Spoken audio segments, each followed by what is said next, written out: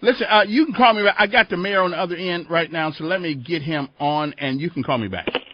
I don't get that option to too many people. Let me see. Let me see if the mayor himself is there. Let me go down here and check this out. Mayor, is that you? It is. How are you doing? Fine. Listen, I just want to thank you for taking a little time out to talk to the small brain. See, I told you if you want to talk, I'm available to talk. We'll make it work. Oh, okay. We'll make it work. Good morning. I noticed that last night you guys had the crime meeting. Of course, I don't know what good that really does because the criminals weren't there, but it is a start. It is a start. I've often said, and you're going to disagree with me, but if the MPD can't help us with crime to the extent that laws would like, how is the OPV going to do it? Well, one is the Office of Violence Prevention. So you got your consonants mixed up there. My bad.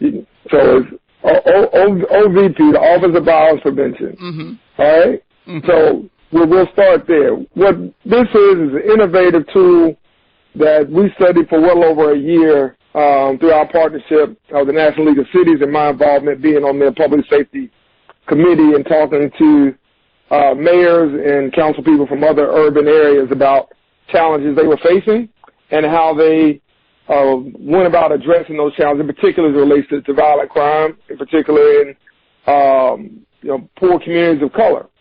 And whether they were brown communities or black communities or even poor white communities, there was the same thing that we got from some of those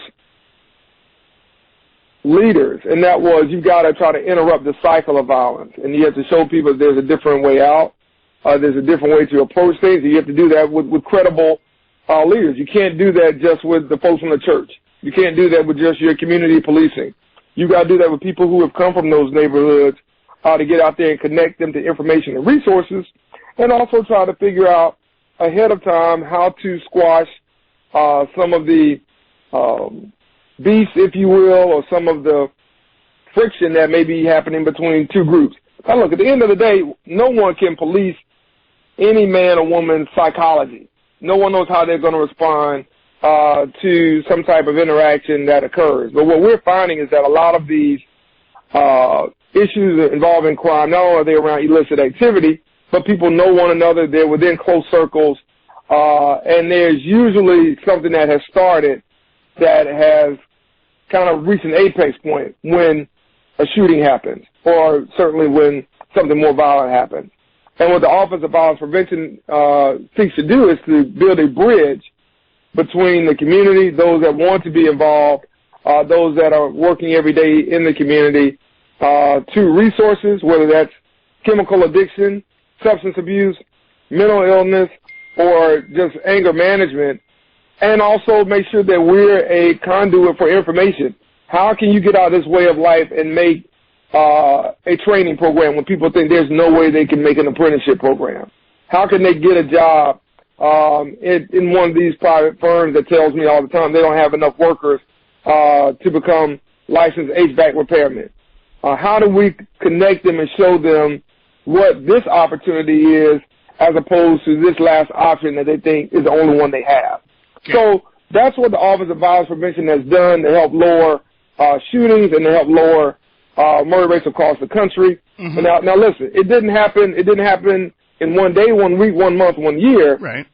It takes time, but this is what government is supposed to do. Okay. Government is supposed to be innovative, and government leaders should be innovative and should listen to where some of the challenges are and make sure we're addressing those comprehensively. Right. Mayor, you amongst and your peers, especially you have led a life where education is tantamount to whatever success you have been good at. In favor, you've been a small business person. You've been probate judge. You did outstanding jobs as probate officer. As a matter of fact, now you're the mayor. Thank you. But all along the way, and this is just my issue with some of the thinking that you have and others have. You have lived a life of academic excellence. But we can't seem to I mean, all these excuses, you can't do this and you can't do that, and you can't, I mean, that's a bunch of hogwash. You can go to school in this city any place you want to if you put your feet to the fire and do what you must do. You did it. I somewhat did it. We are making too many excuses for our young people. Okay, I don't care about their beefs. You know, you don't have to shoot. You don't have to fight. If you're in school someplace, you know, and if our school system had a school that was a deterrent, rather than not sending them home, but send them out to a reform school, that would help us. We don't have that either. I'm just saying, isn't it time we start holding these young folks, okay, to a higher standard rather than making excuses? Well, one, let's keep in mind now, you know, there's a good portion of these, at least 40% of these shootings that are not young people, not what I would classify as young. So it's not just the young. But they started out young, adults. Right? They started out young, okay. Though. Yeah. That some did. You're right. Some did, and I think the fact that some have fallen through the cracks, you know, is somewhat on us as adults because we allowed that to happen by not investing in education. Kevin, we had not invested in education in over 40 years before we passed the referendum in 2020. So some of that is on us, and then you keep in mind the schools don't get it to 2023. So they haven't gotten the dime of it yet. Now, that's a legislative issue. I'll talk about that another day. But, well, let me talk about it right now. When Pike Road and Autauga County, Elmore County, let's see if they have to wait 2 years to get their funding when they pass a voter-approved constitutional amendment. Let's see if they have to wait 2 years to do that, like Montgomery did for some reason. So I'll come back and we'll circle back on that. So when we look at this, some of that comes to the adults not leading. Some of that, and you and I talked about this long before I was in office. So some of that comes with us not doing our part in acknowledging where things are. Are there excuses being made? Yes, but some of those things are also reasons, and they are causes. I mean, there's no question about that. Now, we have to try to address that as opposed to the symptoms. And so what I want to make sure, you know, that we're doing is we're doing everything. So we're funding education, and the school system should start seeing that. We should adapt to a different model of education, not this 1950s model that still exists right now. We have to make sure we're meeting young people where they are earlier.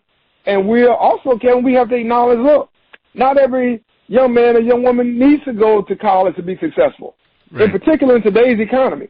So if that person in the 6th grade wants to start an apprenticeship that allows them to have their high school diploma by 10th and 11th grade, by 11th grade, working almost part-time, not full-time by 10th grade with an employer, then those are the models we have to shift to. It's no longer just kind of, well, this is what we've been doing for the last 100 years. That doesn't work. Right. So of course, we don't. Yes. Right. We don't have anything to do with the schools anyway. We have no authority over the school system anyway. So, I mean, it's a great conversation, but there's nothing practically that we can actually do from a pragmatic standpoint because we have no authority. You can raise hell, I raise hell, but the school board's going to do what the school board wants to do. But so let's talk about something that the city. That's fair. But here's the thing. Parents and community stakeholders do have say. One, they have say in terms of who's on the school board, and two, they have say in terms of those things that are being dictated by the school board and the superintendent. So your listeners do have say, as you and I, having kids in schools, and we're those parents as well. So I think, yes, in some ways we haven't kept up, and in some ways all of us have some responsibility of where we are right now. The question is, what are the solutions both short-term to get out of, and obviously what are the solutions long-term to address it? Okay. Let's come back to Montgomery for a second. Evidently, you are in the process of selecting a police chief. Some have asked the question of me and others. We have a police chief now. They feel as though every time we go someplace else and get a police chief outside of Montgomery, outside of Alabama, that we are saying that our people are not good enough. Now, I normally don't support women in high roles like this, but it seems to me that our chief, yeah, I know, but listen, but I support her because she seems to be doing a good job. Can you? Is it confidential why we just couldn't make her the police chief? Well, let me say this. Number one, I think Interim Chief Ramona Harris has done as good of a job as one could do with the hand she's been dealt.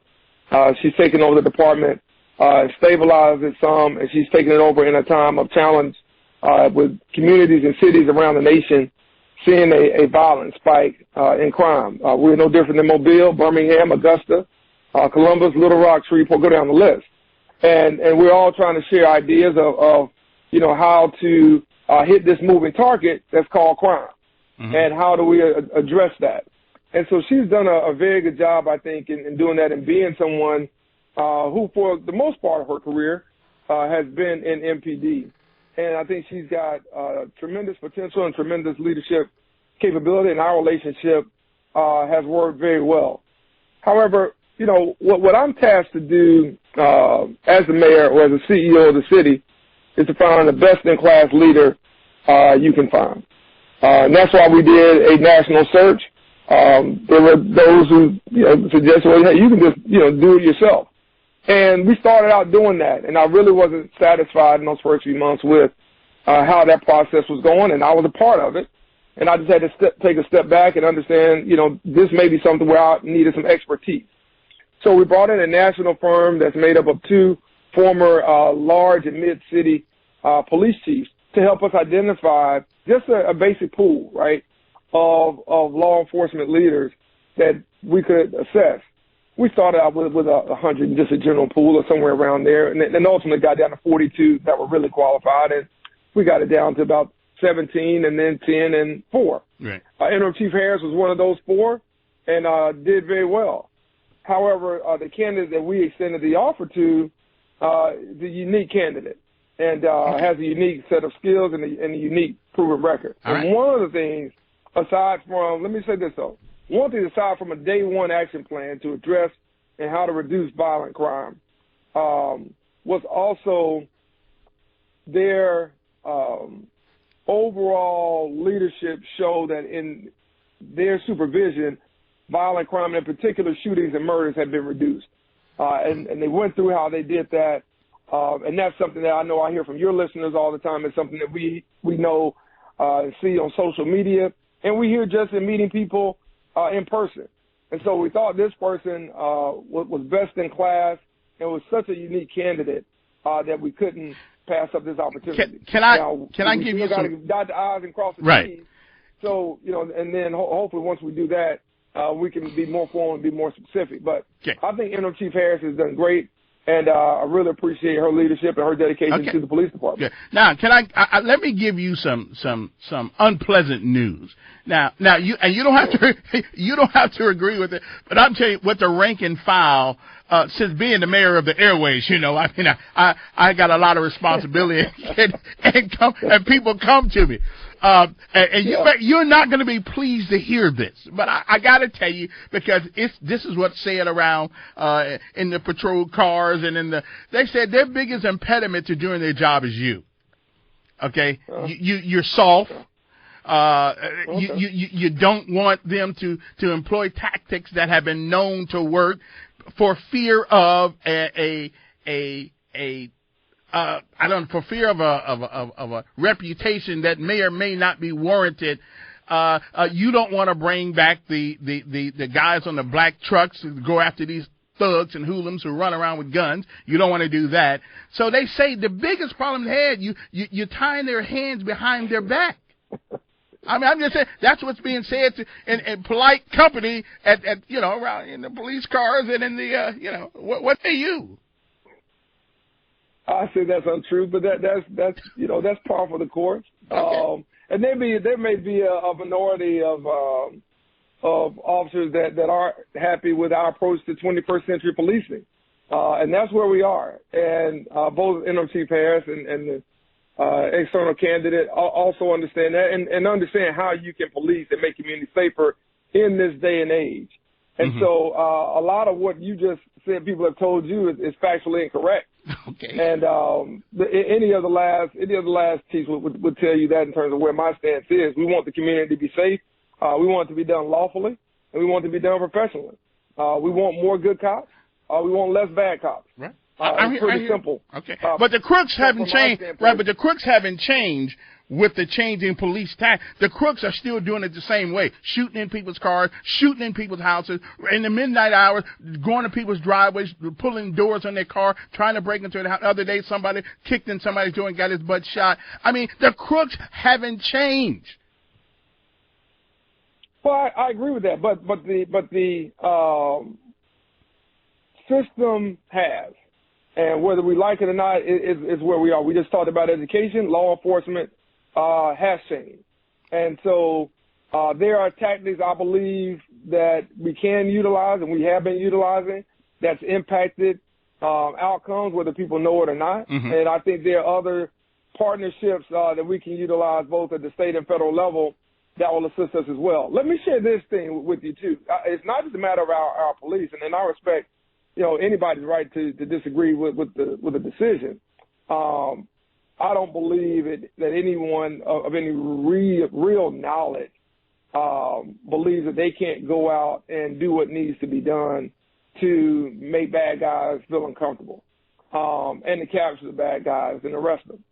That said, the approach has to be modified. I didn't say totally scrub. It has to be modified, and there are things that we have done and we will continue to do to address those issues in some ways with tactics that may be familiar to those who remember policing in a different day. And I'll leave it at that. But let me also mention two things you haven't mentioned, or two things you haven't said. One is we have a tremendous backlog in our judicial system. And so we are arresting people. They're getting out on bail and bond, and I've worked with District Attorney Darrell Bailey to address those issues as it relates to the low bond amounts and bail for a lot of these folks, particularly those that are doing violent crimes. One of the issues we have, and it's something that we've got to deal with and be fully transparent about, is our court system is tremendously behind because of COVID. We couldn't have jury trials. So you couldn't bring in people to really give these folks their day in court. So they're still out on the street. So we're seeing some repeat offenders out here too. Right. So that presents a major problem for the police that are doing the good work, that are doing the things that they need to do from A to Z to arrest folks, and then we have a low bail bond, and they're right back out. Right. And then it's I got to take a break before they can get their day in court. Right. Got to take a break, man. Can you hold on for about 3 minutes, and then I'll give you the last word? Yes, sir. We'll be back. Yes, sir.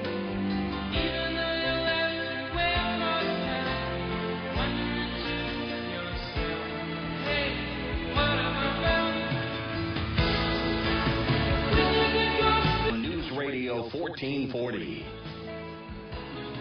On the phone with us, somewhere in the great city of Montgomery, we have His Honor, the Mayor, Stephen Reed. I'm going to give Stephen the last word because, and I thank you for getting up kind of early. I know we're up early and stuff like that, but I appreciate you coming on and talking to us. So what do you want the people to know, what's going on out there?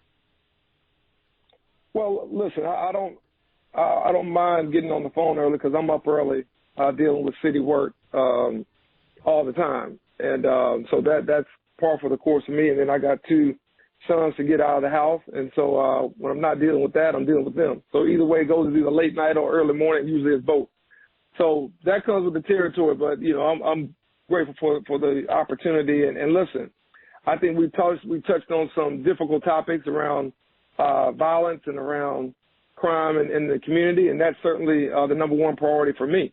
And that's why you look for innovative ways to address those issues as opposed to just doing the same thing over and over again, expecting a different result. The other part of the story is that we got a lot of great things going on. We've got a $50 million campaign going on, Montgomery Forward, that we announced that will invest in our community centers, our parks and recreation spaces, many of which are need of repair and need of reprogramming to better fit where the community is as well. We're very proud of that. We're proud of the work that's been done in that, and we're proud to see where that money how the money will look once it is fully invested across this community that the city council voted to approve. So we're excited about the Montgomery Forward initiative, and that will be community centers, again, parks and recreation spaces, as well as even public safety, the increased use of technology, cameras and license plate readers, as well as ShotSpotter locations around the city. So we're going to do those things as well, and we're going to reinvest in the city, and we've been doing that through the Montgomery Forward initiative. But I also think we got to, really give ourselves a round of applause as a community for landing Amazon here, something that will bring 500 new jobs, $100 million investment. But probably the biggest thing that your callers have not talked to you about, I would assume, and maybe I'm wrong, but one of the biggest things is the inland port. The inland port is a 272-acre tract of land that the Alabama State Port Authority had, which will transform not only the west side of Montgomery, it will transform this entire region. The 2,600 jobs that will come to the inland port are just the initial phase of jobs that will come by us being a logistics and cargo hub because of our position in the state, as well as our immediate position to the rail line, which runs right from the Port of Mobile right through the north-south straits of the state of Alabama on up through the rest of the country. That puts us in a different level of projects that we can go after for jobs. Now, right. I mentioned jobs at the beginning of this. We've got to make sure that we've got the people ready and trained for these $20, $25, $30 an hour jobs so that we can get more of them. And when I talk to companies, and I'm doing that every other day, it seems, or any site developer or economic developer from somewhere else, and we're in a competition with other communities, we're all pitching our workforce. So we've got the opportunity to do a lot more right now, even with some of the headwinds that we have. But I think we have far more wind at our back. And I think when we consider the American Rescue Plan Act funds and what those funds are doing for cities, they are transforming cities, they're transforming states because we have cash that we otherwise would not have to bail us out, to get us out of this and get our economies back going. So we've got a lot of positive things that are happening, along with the I-65 West South Boulevard plan that we're doing. We've got an unprecedented amount of urban renewal projects in town neighborhoods that have not seen investment in years. So we've got some great things going in the city, and that's what I want also folks to talk about. Well, and again, we've got a lot of good things. And we're talking one more thing, in principle, real quick. A license for panhandlers and street vendors. Do you support such a thing? I got to look more into that. Okay. I haven't heard of that. Okay. Well, I shouldn't say I haven't heard of it. It's been talked about. I haven't looked further enough into it to tell you where my position is. But once I do, I'll let you know where I stand. Thank you, Mayor. Appreciate it. Thank you for taking the time and talking to us. We'll be talking again. Anyway, we'll be back with more after this. That's your news on this.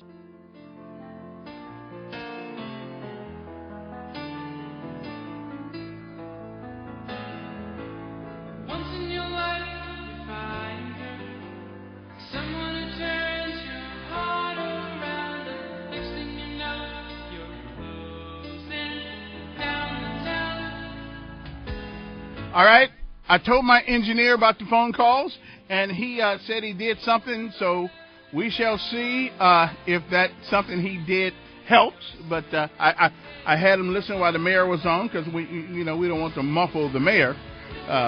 But anyway, good morning, everybody. Hope your day finds you well. I won't be here Monday. I'm off. I decided to take all the days off that they give me. Since all these years, I didn't take them off, and I didn't get no extra money. So I'm just going to take these days off. I mean, y'all can live without a brother for one day. Sooner or later, Sooner or later, I got to retire anyway. I know the airways won't be the same without me, but, they made it before me. They'll make it after me, so that's not a big deal. Anyway, good morning to you. Hope this day finds you well and doing great, as a matter of fact. If you woke up this morning, you have no complaints.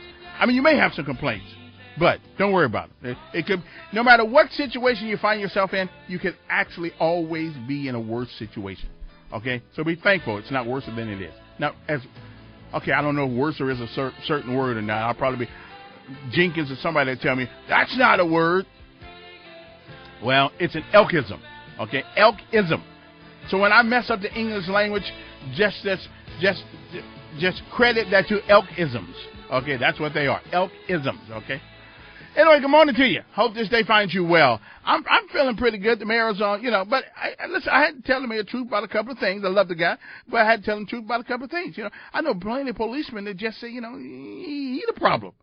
Now he don't want to bring back the truck. He don't want to bring back the, and when I first got here, to be honest with you, I didn't like it either because I didn't like the look of guys jumping off the back of a truck, running through the housing area, running down a brother, But then I've been here long enough now, I know what them brothers be doing.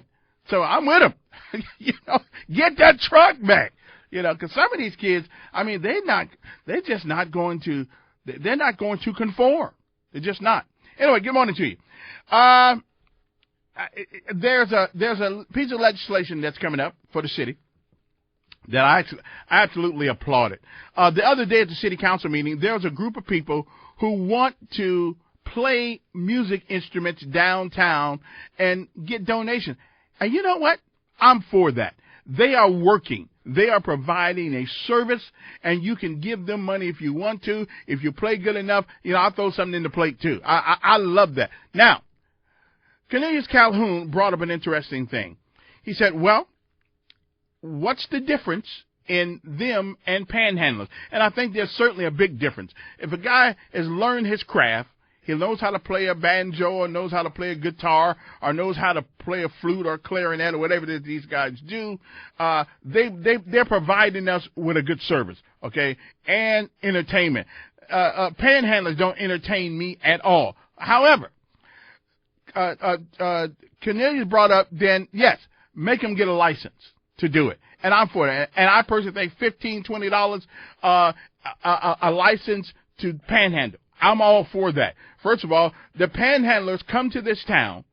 They leave here with all kinds of money and go to the next city. But in the future, because they're going to pay that $10 to get that license, we may limit it. But it also allows us to control who's on these streets, and we know who they are. I had a story the other day. Some panhandler followed somebody home and tried to get into their house. Okay? So we need to know who these people are that come to our city. Okay? And I ain't mad at you for panhandling. Okay? I cannot tell you that I wouldn't do it if I was totally broke. I can't tell you that. I may do it too. But you know what? You got to pay for that business. Like, panhandling is a business. Then you ought to do the same thing I have done, and I've had a business license in the city. Every year I pay, whether I do the business or not, every year I pay $100-something for this license. Okay? I believe that they ought to pay at least $10 a year for their license.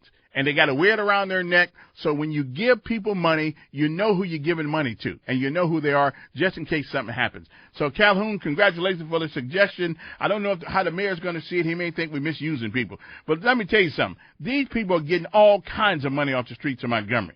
Okay? So, but I would love to see people downtown playing a guitar and listen to a little good music while I'm going away, folk music, folklores, whatever the case may be. I would love that. And I'd throw something in that plate. But they got to have a license. Let's just make them get a license, okay? Now, the amount of the license, that's subject to the city council and the mayor agreeing on something. But I think it's great. I think I love that. I love seeing these guys play, okay? Okay? I just love seeing them play on the streets. At least they provided us with something. They're not begging. They're performing.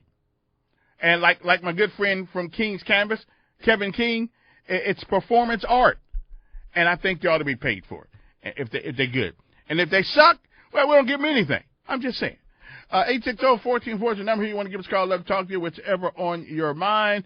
Let me see if I can get this. Good morning. Who's this? Good morning, Mayor. Good morning. Speaking of music, I sure would like it if you'd play a little doo-wop music from the 50s. You know, some of those great groups. Like who? There's plenty of them. Plenty of those. Well, give me one, brother. Give me one. I don't know any. The Platters. Okay. The Silhouettes. There's plenty of them. Just pull up doo-wop, and it'll pull all those great groups from the 50s. Okay, I'll find some. Because I didn't get here to 57. So, you know, I hear you. That's why I'm trying to take you back to the day when music was really music. Okay. All right. Well, I'll do that. All right. Hey, speaking of the mayor, and I sure appreciate him coming on, and I've known him for a long time. I knew him when he was a defense attorney down there at the city municipal court and trying to make a dollar and moving up the ladder. And I appreciate, I thought his brother. I thought his brother was the attorney. No, it was him. You sure? He got a brother that's an attorney. There was a public defender. Yeah, well, I think it's him. Okay, but I may be wrong. But I think it's him. But anyway, beside the point, what you brought up.